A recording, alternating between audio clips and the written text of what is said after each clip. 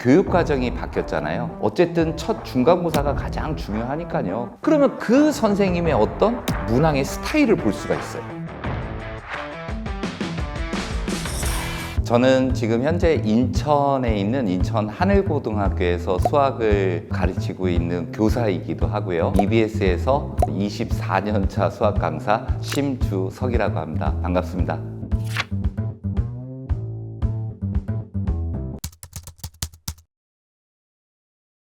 아무래도 올해 입학한 1학년 학생 제가 수업을 들어가는데요. 교육과정이 바뀌었잖아요. 그 전에는 이제 2015 교육과정에 이 학습을 했던 학생들이 아니고 올해 입학한 학생부터는 2022 교육과정에 적용을 받아서 또 이 친구들이 고3 됐을 때 수능도 달라지고 그러니까 내신도 평가 방식이 조금은 바뀌었거든요. 그런 거에 대한 어떤 주변에서 듣는 얘기들이 많아서인지 아무래도 이제 고등학교니까 열심히 해야 되는데 또 생각처럼 그렇게 지금 수행평가도 일부 진행이 됐어요. 근데 자기가 원하는 만큼이 아니네 뭐 이런 친구들. 근데 어쨌든 첫 중간고사가 가장 중요하니까요. 그 중간고사를 향해서 열심히 달리고 있는 이런 친구들의 모습을 자주 목격하고 있습니다. 제가 학생들한테 이야기하는 것 중에 한 가지가 수학을 좋아하는 거와 잘하는 거, 시험을 잘 보는 거는 좀 차이가 있다라는 얘기를 해요. 우리 이 시험의 성격을 좀 잘 파악을 해야 되는데요. 실제 이 시험은 대부분 고등학교에서는 50분 동안 20문제에서 25문제를 풀어야 됩니다. 그러면 마킹하는 시간까지 감안을 한다면 한 문제당 2분 내외로 풀어야 되거든요. 만약에 우리 아버지 어머니가 애가 시험을 보고 왔는데 혹시라도 이런 얘기를 한다면 학생한테 뭐가 필요한지를 좀 고민을 해보시면 좋을 것 같아요. 학교에서 제가 이제 학생들이 시험이 끝나고 나면 저희는 기숙사 학교고 아니면 뭐 일반 학교에 있다가도 집에 가서 그 시험지를 다시 해설지 정답지를 보면서 채점을 하고 오답 노트를 하겠죠. 그런데 본인이 틀린 문제를 다시 한번 본인이 스스로 풀어봅니다. 답이 틀렸네? 해설지로 바로 가는 게 아니고 다시 한번 풀어보죠. 근데 풀리는 거예요. 네. 또 다른 문제도 봤더니 또 풀리는 거예요.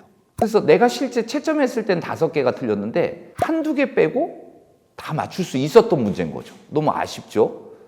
이 친구는 과연 지금 그러면 한두 개를 뺀 나머지는 다 해결할 수 있는 수학 실력을 가진 게 맞는 건지 5개를 틀린 게 맞는 건지 이게 한번 생각해 봐야 된다는 거죠. 5개를 틀렸던 한두 개를 틀렸던 수학을 잘하는 친구일 겁니다.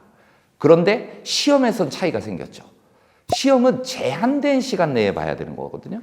근데 3학년 친구들한테 이런 식으로 하면 안 된다. 좀 빨리빨리 좀 푸는 연습을 해야지. 네 지금 얼마 남지 않으면 수능인데 어쩔 거니? 이렇게 얘기하면 본인도 알아요.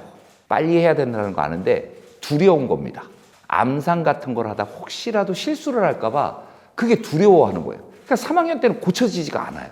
그러니까 오히려 1학년 때 이런 암산 연습, 계산을 조금 빨리 하는 연습, 계산을 빨리 하더라도 실수를 줄이는 연습, 암산을 하다 보면 순간 착각이 일어날 수 있잖아요.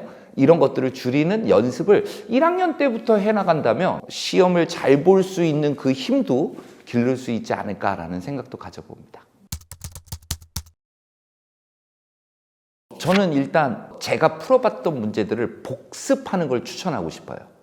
그러니까 새로운 문제를 막 푸는 거에 열중하기보다 내가 풀었던 것 중에 틀린 것들이 있을 거 아니에요? 이 틀린 거는 내가 개념 안다고 생각했는데 왜 틀렸지? 다시 한번 수업 시간에 배웠던 기본 개념을 읽어보고 또 관련된 문제를 풀어보고 그리고 그 문제를 다시 조명해보고 이게 하루였다면 그 다음 날은 이제 새로운 거를 또 풀어봅니다. 지금부터는 어떻게 보면 기출 유형이라고 볼 수가 있겠죠.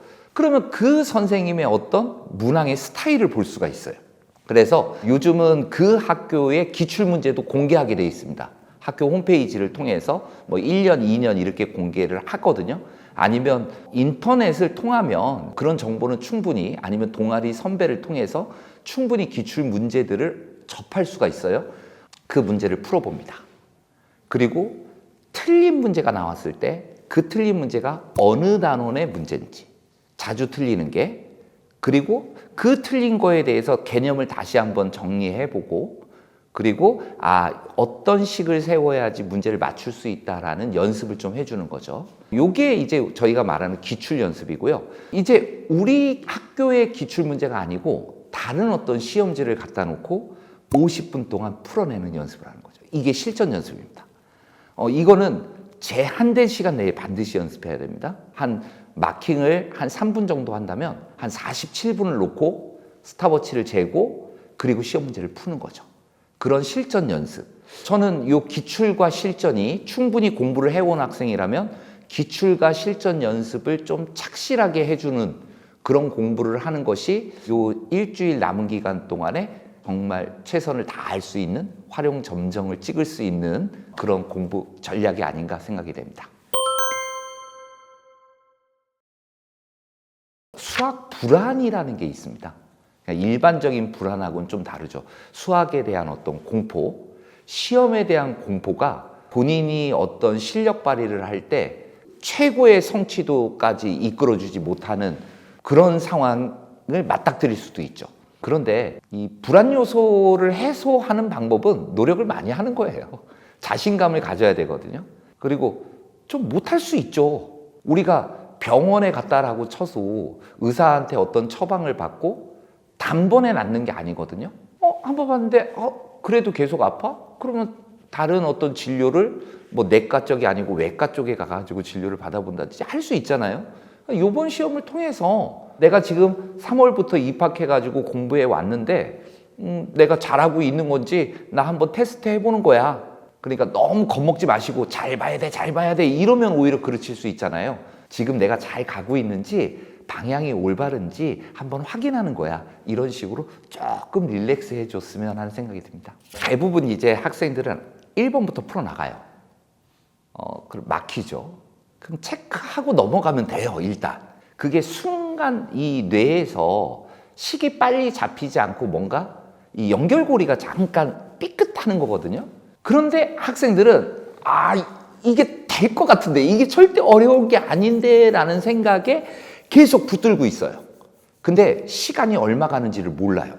사실 뭐에 딱 몰두를 해버리면요, 사람이 벌써 시간이 이렇게 됐어? 이런 현상이 일어나잖아요. 체크하고 넘어가야 됩니다. 무조건 과감하게 넘어가야 돼요. 안 그러면 다른 친구들은 다 그 문제 체크하고 있어요. 나만 어려운 게 아니고 다른 친구들도 다 어렵거든요. 그래서 체크를 하고 풀만한 것들을 빨리 풀어냅니다. 근데 점점 물론 난이도가 선생님 입장에서는 쉬운 문제부터 어려운 문제로 가요. 수능도 마찬가지고요. 그런데 어떤 문제는 선생님이 어려울 것이라고 생각하고 낸 문항이지만 내 입장에선 쉬울 수가 있어요. 그게. 그러니까 체크가 좀 될지언정 끝부분까지 가보는 거예요. 끝부분까지 가보고 다시 되돌아왔을 때는 이제 순서대로 풀면 안 됩니다. 빨리 풀 수 있는 거를 찾아내야 돼요. 그러기 위해서는 평상시에 연습이 좀 돼 있어야 됩니다. 어떤 문제를 딱 잡더라도 한 2, 3분 내에 풀어보는 연습을 한다든지 이런 팁을 드리고 싶고요. 두 번째는 대부분 학교는 서술형, 논술형이 있습니다. 근데 서술형, 논술형을 딱 중요 키워드만 적으면 되거든요. 이게 나온 이유가 뭔지만 딱 적으면 되는데 그 이유를 너무 상세하게 적는 거예요. 그러니까 한 문제를 푸는데 예를 들어서 그게 5점인데 5점 하는데 정말 5분, 6분 써버리는 거예요. 쓰느라고. 그러니까 학생들이 요령 있는 친구는 어떤 친구들은 아예 서술형을 안 풀어버립니다. 그리고 이 앞에 있는 문제만 풀려고 한다든지. 그러니까 서술형도 너무 디테일하게 쓰는 게 아니고 필요한 부분만 써본다. 그리고 이거는 시험 전에 한번 써보세요. 그리고 교과 선생님한테 찾아가 보세요. 선생님, 서술형에서 어느 정도로 써야지 채점을 해 주실 겁니까? 정답을 인정해 주실 겁니까? 한번 확인해 보는 것도 괜찮다는 생각이 들거든요. 학교 선생님을 파악하는 게 가장 중요한 거니까요. 그 선생님한테 자꾸 질문을 던져보는 거예요. 그것도 하나의 팁일 것 같습니다. 학생들이 못하는 거냐, 수학을 못하는 걸까? 라는 질문을 던져본 적이 있거든요. 이게 결코 어려운 학문이 아니에요. 학문도 아니에요, 사실. 그런데 학생들은 왜 못한다라고 하는 걸까? 저는 딱 여기에 정의를 내리고 싶어요. 못하는 게 아니고 안 해본 거다.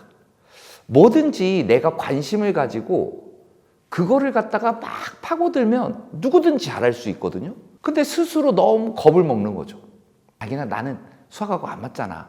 그러니까 못하는 거야. 내가 시험 성적이 잘 나올 리가 있겠어? 이런 식으로 치부해버리고 접어버린다는 거죠. 근데 그게 아니고 수학을 좋아하라는 얘기가 아니고 지금 수능의 입장에서 바라볼 때는요. 입시가 수학이 가진 영향력이 무지 크거든요.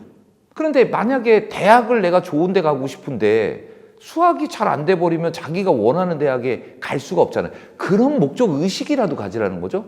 내 목표, 내 꿈을 이루기 위해서 내가 대학을 가야 되는데 그 대학에서는 수학의 점수를 원하고 있어요. 그러니까 내가 시험이라도 내가 어쨌든 하는 거지 수학을 전공할 거야 이런 생각을 가질 필요 없잖아요. 관심을 가져야 된다는 거죠. 그러니까 싫어한다라는 감정을 좀 빼내고 내가 그래도 수학을 해서 점수를 받아야 돼. 그럼 나는 해볼 거야. 못하는 게 아니고 내가 안 했던 거야. 그래서 내 이 수학 경험치를 갖다가 계속 축적시켜 나가면 나중에 수학 전공하겠다라는 얘기도 나올지 모릅니다.